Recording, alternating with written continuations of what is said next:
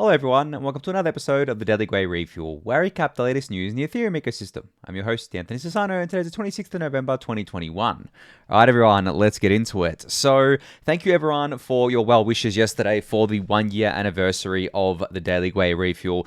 Really appreciated reading all your comments on YouTube, Twitter, your DMs, Discord, everywhere. Just really nice reading all of that, and it was really heartfelt. So thank you all. I'm glad to see that you also all enjoyed the NFT. I mean, I've got it up on screen here. I think, it came out so well, right? Like, this is just so dope. I mean, the figurines, fun fact, the way we did the figurines in the photo here, in the NFT here, is that I actually scanned them with this app on my phone called Polycam, and I captured most of the detail of them, so they look absolutely awesome. But then the rest of it is like completely custom made by Kidde. I just took a few pictures of my room, and he put it together and basically bring life to this NFT. And this is actually what my room looks like. If you look at it from my perspective, I have all these monitors in front of me. I have like the charts of the kind of like prices going on, and I have all this stuff like, I don't have the ETH rug. You can see on the bottom here, it's like and the ETH logo as a rug. I don't have that, but everything else is pretty much what I have. And we put the rug in there because we wanted to I guess like put a few Easter eggs in here. If I go through the video, I can slowly show you kind of like some more of the NFT here. And I've got screenshots of the little Easter eggs that I'll also be sharing. But you can see here, a lot of this other stuff that's been kind of like created, like this stuff, the Daily Gwei pump and all these cabling. I obviously don't have that. That's been added for effect with like solar panels and things like that. But I think it came out really cool because I would love it for my room to look like that. It'd be absolutely awesome. You can see as I, scrolling through here, just piping and things like that. And then at the bottom here, where it says 32, that's like 32 ETH, and that's another Easter egg, right?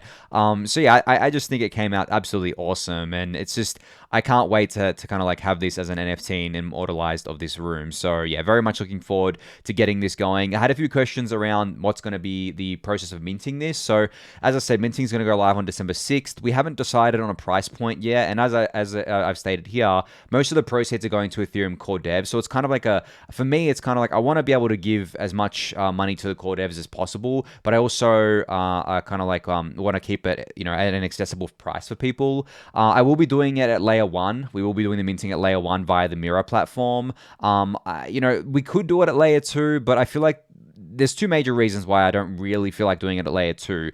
One is that there's not that many editions. There's only 365 editions, and I don't want someone just like mass minting them at layer 2 because there's no gas to do the minting there. And basically scooping up all the supply. Funny enough, the gas fee actually acts as a deterrent for that. Not that I believe there's going to be any kind of like huge secondary market premium or anything on these sorts of things, but someone could just do this to kind of like troll me, right? Like, I have a fair few haters out there. Unfortunately, a lot of the Cardano community doesn't like me, especially. But yeah, that's kind of like one reason. And the second reason.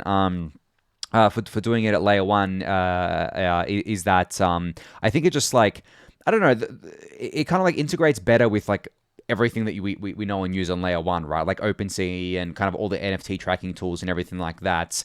So from that perspective, yeah, the price will be kind of like what we determined before December 6th. Minting will go live. Time will kind of be announced a few days prior, and it'll be the gas fee plus the price there. And then hopefully, all of you can get your hands on one. Well, obviously not all. Only 365 people can get their kind of like hands on one. But in saying that, I will be sharing the kind of like link to it a bit earlier in the Daily Gwei Discord channel because I want the more dedicated kind of members of the community to have a chance at minting one before everyone else does. That's not to say I'm trying to exclude anyone, but the most dedicated members of the Daily Gwei community, I consider to be the ones who are day in, day out in the Discord channel, helping people in there, sparking really great conversations and things like that. So I definitely want to give you guys an opportunity to mint before anyone else. So if you are active in the Discord channel, you will see it before anyone else sees it, and then I'll publicly announce it and everyone can go mint it there. I'm hoping we can have them all minted out because I really want to give us as much funds as possible to the core devs, and I'm really excited about that. So just a bit more details on how that NFT drop is going to work, but as I said, there'll be much more details such as the price and the actual mint time and everything like that soon for you guys to kind of like be aware of. So yeah, definitely looking forward to that. All right, so I think, I don't know if this is like a big piece of news. This is a very important piece of news. And I don't even know if I'd call it news, but it's basically a very important update from Vitalik here. He put out a blog post today, basically titled, A Step-by-Step Roadmap for Scaling Rollups with Call Data Expansion and Sharding. Now, the other day I went over how there's an EIP to reduce call data costs for rollups to increase rollup scalability by basically a 5x instantly, bringing down those fees by about a 5x, which would be huge, obviously. Now, in this post, Vitalik is basically talking about not only what we can do with call data expansion, but also what the kind of like sharding rollout is going to look like. Now, the crux of it, I mean, there's detail in here which I definitely recommend going and giving this a read. He goes into detail about, how much kind of like overhead sharding is going to add to the chain, how much kind of like how big the chain is going to get, and kind of talks about sharding in the context of fraud proofs and things like that as well. So definitely go give this a read.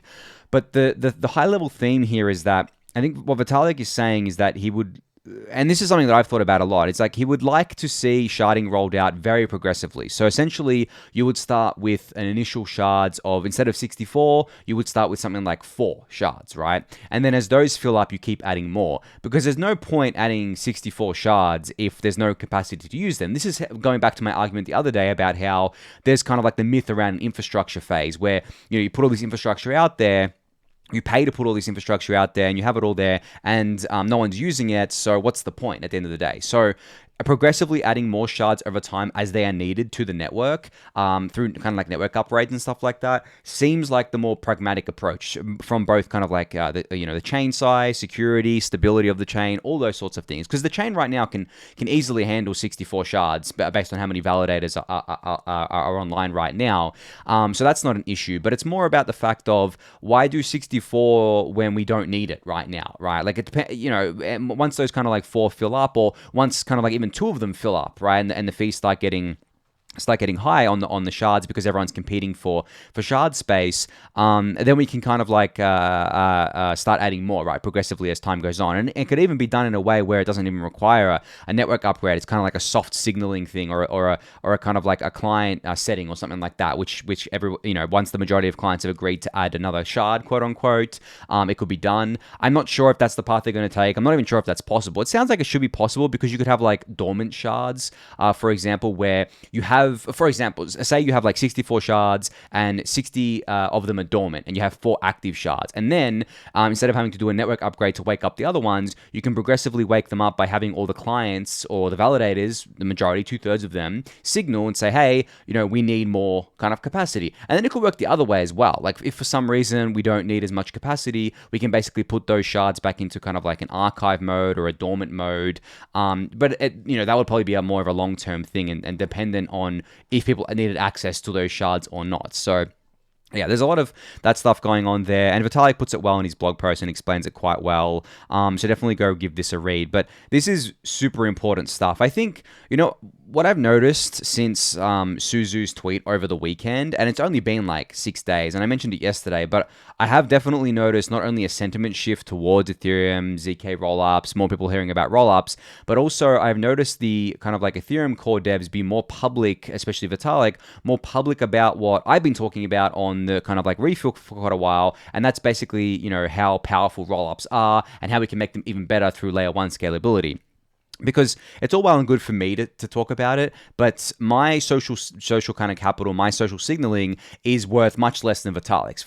If Vitalik says something and he puts something out there, his reach is way greater than mine. I mean, what's his follower count on Twitter out right now? I think it's like 2.8 million followers, right? That's I've got 150,000, so it's much more followers than me. But I mean, when the founder of Ethereum says something, it's going to be worth a lot more than anyone else. Like even if it's not just me, but like literally anyone else in the Ethereum ecosystem. Vitalik's voice holds a lot of weight. He has a lot of respect. These are the problems that he's working on day in, day out. So when he posts something about it, people listen. And that's what, and at the same time, this is like kind of like it's a double-edged sword, because we don't want Vitalik to be kind of like the centralizing force in Ethereum. Of course, we don't want anyone to be a centralizing force in Ethereum where we all kind of wait for our Lord to come tell us, pass down the scripture to us, and then we do his will. I don't think it's like that at all. I think what ends up happening is that the community runs with things. We all kind of like organized in the decentralized kind of like bizarre fashion that Ethereum works in. And then from time to time, Vitalik comes along and says, well, hey guys, like, we've all been working on this really cool stuff. I'm going to use my platform to highlight this stuff and basically give credibility to certain ideas, so that more and more people can kind of like learn about them. And, as I said, like his reach is much greater than everyone. The funny thing is anything he posts really on Twitter these days is probably covered by every, crypto media organization or other crypto YouTubers that talk about these sorts of things. And, Polygon has been getting a lot of love lately as well on YouTube. There's a bunch of big YouTubers that quoted their tweets, quoted Polygon's tweets, and I love to see that as well. So the message is definitely getting out there with regards to roll-ups and how Ethereum is going to scale. And I really think that after the tweets on the recon or after the drama of the weekend, we did hit a very big turning point, which I really, really love. And I love that it's so poetic, right? It's always hilarious when this happens. A few weeks ago, or maybe a couple of months ago, I think at this point, everyone was dunking on Ethereum because Solana was getting a lot of attention, right? Because the price was going up. Then the Solana network fell over. Right? It fell over, it kind of went offline for 17 hours, basically shortly after that. And then over the past kind of like, I guess, last weekend and a few days before that, everyone was dunking on Ethereum from the Avalanche community. And they were saying, Avalanche is going to take over, all this blah, blah, blah. And then not only did the Avalanche price kind of like top out and kind of like dump off of there, but on top of that, some of the smartest people in the Ethereum ecosystem looked at Avalanche and immediately found glaring issues with it, such as the MEV stuff that was going on. Obviously, the fees went high as well, so people kind of like were like, "Why are the fees high on Avalanche? This was supposed to be a cheap fee chain." So all that kind of like stuff happened, and it's kind of like, don't come at Ethereum if you're not prepared for the consequences, because the Ethereum researchers and developers, they're very humble. They're generally pretty quiet, and they're generally focused on Ethereum stuff. They don't really care to look at the other chains and kind of like point out problems in them until this bullshit happens, where it's just like it becomes a thing where they can't ignore it anymore. And that's exactly what happened. So it's just poetic how that all played out. But anyway, go give this blog post a read from Vitalik. It's very, very important, especially for understanding the sharding roadmap and how sharding is going to work. So Lion from the ChainSafe team today put out a tweet saying that Lodestar, one of the ETH2 clients, proposed its first mainnet block.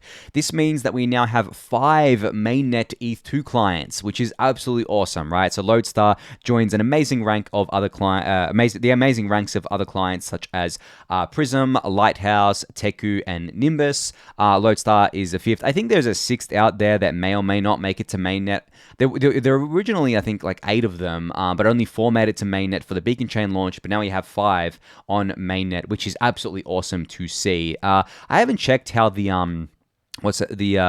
node distribution is looking like lately in terms of like, are Prism still a majority kind of like node distribution, but having 5 clients is really good for that as well. It just gives another client for people to play around with, people to kind of run instead of the other ones, so just to get more kind of like client diversity going there. So really awesome to see this from Lodestar, and I love the graffiti here. It's Lodestar bitch, which is pretty funny.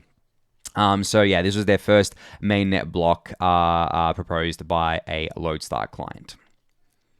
So this account Whale Alert, for those of you who don't follow it, I don't follow it, but I see their tweets pop up a lot. They tend to kind of like tweet out whenever a big amount of crypto is moved from a centralized exchange out or into a centralized exchange. So today, this one picked up 10,000 ETH being transferred from Binance to Arbitrum. So, withdrawals to Arbitrum from Binance must be going live soon, right? This is super awesome because this is exactly what I was talking about a few weeks ago, where it's super easy for centralized exchanges to have an onboarding process into layer 2s, because all they need to do is send a bunch of ETH reserve to the layer 2, which is exactly what Binance seems to be doing here, and then that's their accounting. So they do the accounting internally, and then they're able to issue and credit people either way, going in and out of Arbitrum by doing it at layer 2 with these kind of like hot wallet funds that they essentially have. So I think that's exactly what they're doing here. They're getting ready to enable withdrawals, out to Arbitrum from the Binance centralized exchange, which is going to be absolutely massive, right? Like the amount of kind of like gas fees that we all have to pay to onboard to just to onboard to Arbitrum is pretty high. It can go into the hundreds of dollars if you want to onboard multiple assets and want to do multiple onboarding kind of like transactions. And from Binance, it's probably going to be near free, because the only transaction fee you would pay would be the fee to transfer to Arbitrum directly, and that might be only a few dollars or something like that. I'm not sure. We'll have to see what Binance does there, but it's definitely not going to be the cost of a layer one Ethereum kind of like fee transaction. So absolutely awesome to see. I'm super excited to see the withdrawals go live. Obviously deposits are live, but it's a bit different. Going from Arbitrum to Binance is definitely nowhere near as exciting as going from Binance to Arbitrum. So very awesome to see this. And 10,000 ETH is not a small chunk of change, guys. It's $41 million, right? Like it's a lot of money there. And I'm curious to see if they put in any more ETH. I mean, this whale kind of alert account is pretty spammy. So I don't know if I can see if there's any more being transferred into Arbitrum. But yeah, still awesome to see that transfer go through there. So speaking of Arbitrum, Premia, one of the decentralized options protocols on Ethereum, it will be going live on Arbitrum next Tuesday. So just another app going to Arbitrum. I've been seeing a lot of people that I follow and respect in this industry be pretty bullish on the Premia Finance project. I haven't done a deep dive myself, and this is not me endorsing it or anything, but definitely whenever I see my friends and people I respect in the industry being kind of like excited about a project, I pay attention to it. So I've been meaning to deep dive into Premia and how they've been doing their options protocol, how they're doing their options exchange. There's so many options protocols now on Ethereum, it's kind of hard to know which ones are better than others. But as I said, the social signaling here from people that I follow seem to be pretty bullish on this project, and them being on Arbitrum is obviously very bullish for themselves and also for people wanting to interact with this options protocol. So definitely go check this out. As I said, it will be live on Arbitrum next Tuesday. So a couple of updates from the Polygon ecosystem here from Mahalo. So they're doing a lot of NFT stuff lately, the Polygon ecosystem, the Polygon POS chain. And Mahalo said that Macy's did their first ever NFT drop on Polygon today. They did a giveaway of 9,500 NFTs and successfully finished an auction which already saw over $300,000 worth of bids, all powered by the Polygon POS chain, of course, which, as Mahalo says, is the leading affordable, eco-friendly NFT platform, which it is, because it's a POS chain, right? It doesn't use proof of work, so it is definitely eco-friendly, and it is affordable because it is on the POS chain. It is not on Ethereum layer 1. This is awesome to see. And the second thing was Polygon is going to be getting 175,000 new users because the Swiss Post is going to be launching a big NFT collection on Polygon. So the whole collection, 175,000 items, was sold within a few hours, and the items are now tradable on OpenSea.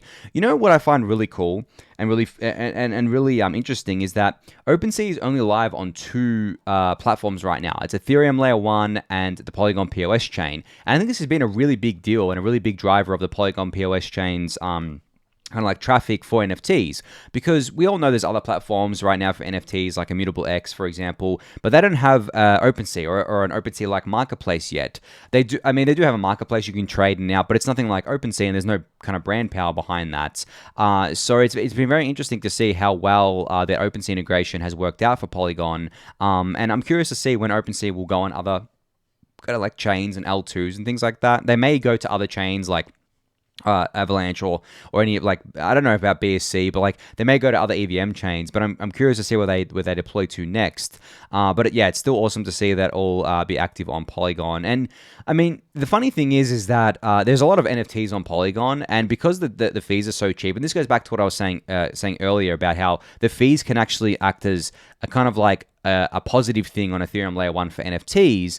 The first reason being that it acts as a kind of like spam prevention, so that people can't, or kind of like bot prevention against like botting an NFT drop, getting too many of them because of the gas fees. But it also works to kind of like have higher quality NFTs at layer 1, because no one's going, like, what happens on the Polygon POS chain is that there's a lot of spam NFTs that get airdropped to people. I get a few of them in my wallet. Doing that on layer 1 Ethereum is not worth it, right? It's just it's cost prohibitive. So the gas fees kind of act as like a deterrent there as well, but that just comes with the territory. You either have like high gas fees, which are both a deterrent to spam, but also a deterrent to or a kind of like a way to to exclude users because there's a lot of users who don't want to spend $50 on a fee.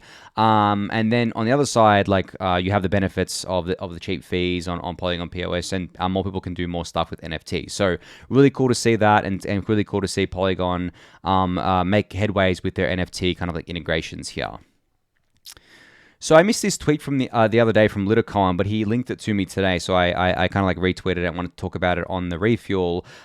This tweet thread basically goes through Optimism and the projects launching soon on Optimism, or have been kind of like whitelisted. So first project is the Universe XYZ ecosystem, which is basically an NFT ecosystem. Then you have Kratos DAO, which seems to be an OM fork. We're all used to these kind of like OM forks. I've seen some people talk about it in the Discord channel. I haven't looked into it. I am not endorsing this at all, by the way, guys. Please do not buy this or do anything with this because I talked about it. Just do your own research, of course, and see what that's all about. But as it's an OM fork, these things usually are very speculative, so definitely do your research before kind of like aping in there.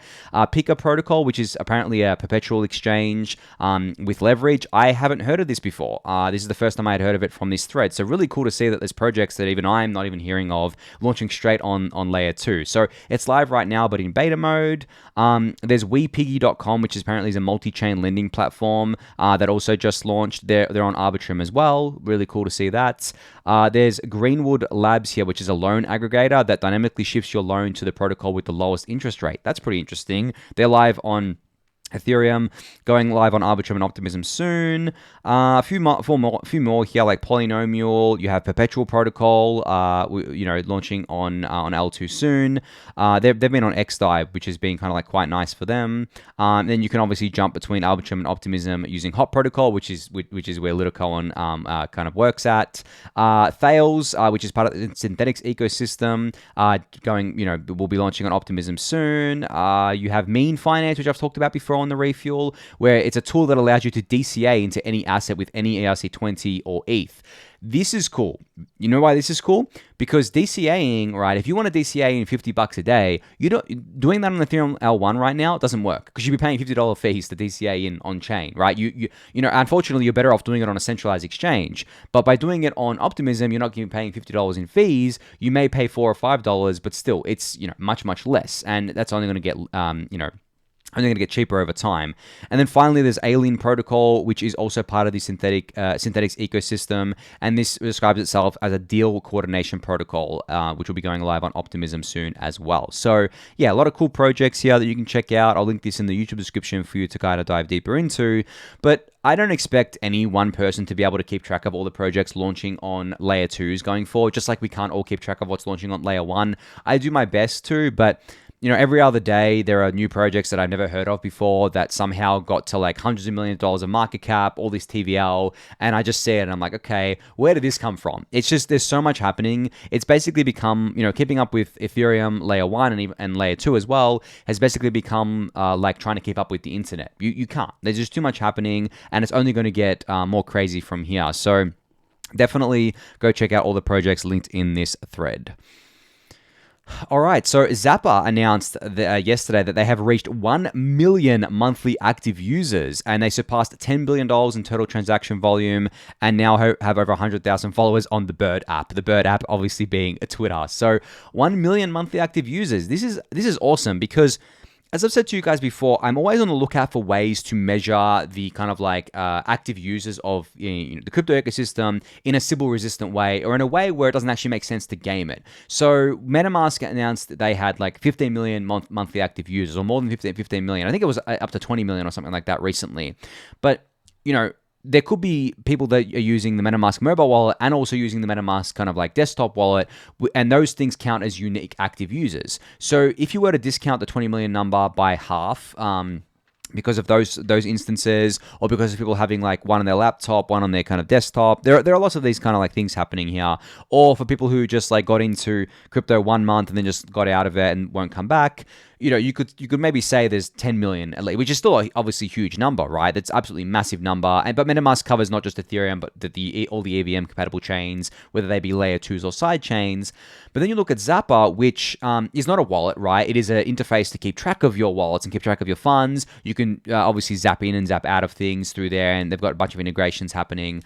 But this is just another really great way where I kind of look at this and I'm like, okay, well, how many people have like a Zapper on multiple devices that they check and they've got synced kind of like all the time? And there might be some that have like Zapper on their desktop, Zapper on their laptop, Zapper on their mobile phone, which is fine. So you could discount this by a little bit, but I don't think it would make a huge difference to this number in terms of like monthly active users. So 1 million monthly active users for a portfolio tracking interface, for a way to kind of like obviously interact with it, to zap in and zap out and all those sorts of things, is absolutely amazing. And it just goes to show that we're definitely still having a lot of users come into the crypto ecosystem, a lot of new users as well. I mean, 1 million monthly active users is nothing to scoff at, but it's also kind of like just at the very beginning of where we can get with this sort of stuff. Like, I mean, full disclosure, I'm an investor in Zapper. I mean, a lot of you guys know that already, but I invested in Zapper because I saw the kind of like vision, I saw the mission, I saw them kind of like what they can be like in 5 years, and I definitely feel like they can be an absolutely massive way for people to an absolutely massive platform where they help people do all sorts of things, from tracking their portfolio to zapping in and out of opportunities and all that sort of stuff. So when you really look at this 1 million monthly active users stat, I think that can easily get into the tens of millions within the next couple of years, and then it could maybe one day go to the hundreds of millions eventually if it's super successful here. So I guess like congrats to Zapper on this growth. Absolutely amazing to see. And the total transaction volume being over 10 billion is really, really cool. That seems to be accelerating as well. And obviously over 100,000 followers on Twitter is a big deal too. So super cool to see this. Congrats to Zapper on these metrics here. So the last thing to talk about is this tweet from enes.eth, who kind of like has showed like a video here of their ENS name, enes.eth, at Istanbul's Bosphorus, which I guess is the name of the bridge. So you can see here the Ethereum name service is kind of like scrolling across, and then if I play the video, it's actually got like a countdown, and then you have 3, 2, 1. Then you have enes.eth displayed there, which is pretty cool. And then you have Ethereum name service kind of like scrolling across the bridge here, which is pretty cool to see as well. The reason why I think this stuff is cool, and not just this stuff, but like you've all seen the NFTs that kind of like have been displayed in Times Square, and there's like billboards and all that sort of stuff. Is just that it just makes it feel more like, makes crypto feel more real and kind of like feel more kind of grounded than what it is. Because usually when in crypto, like, everything's in what we call, I guess, like the crypto metaverse, if you want to refer to it as that. It's all digital, it's all online, it's all part of the platforms that we're used to using, the Twitters, the Discords, there's even the Zapper, seeing it there, the other interfaces that we all interact with. But then when we put this stuff on like the real world things, it just becomes more tangible, more real, and it also obviously reaches more people. I mean, think about the amount of people who saw these things in Times Square. Think about the amount of people who would have seen this on the bridge and thinking, oh, Ethereum name service, what's that, right? And they might just Google it, right? And they might even kind of like Google enes.eth and go to Etherscan and see that and things like that. So this would be like a net positive for Ethereum awareness, which I think is really, really cool when you think about it. And I mean, this is why I think these sorts of things just like really help us get the word out there about Ethereum, about crypto, really help us keep us grounded as well, and kind of like tether us to reality. Because if there's one thing that crypto does, it's kind of like, it exists in its own little bubble, its own little reality bubble, and we tend to forget that there's this whole kind of like real world outside of it that we still need to kind of like onboard. We still need to kind of like blend these worlds together, and we still need to integrate these worlds with us. So maybe that's taking this example too far, but like this just got me thinking about different ways that we can kind of like blend these worlds together and have like the physical and digital meets, but not just the physical and digital meeting, but like the physical digital and the crypto digital meeting, because we obviously already have like a massive digital ecosystem in the world, but the thing that we added with crypto was the value layer, which adds a value layer, but also a coordination layer, which adds like a whole new kind of like dynamic to everything that we have going on. So yeah, that's what I thought of when I saw this. Funny enough, but yeah, I think that's going to be it for today. So thank you everyone for listening and watching. Be sure to subscribe to the channel if you haven't yet. Give the video a thumbs up, subscribe to the newsletter, join the Discord channel, and I'll catch you all next week. Thanks everyone.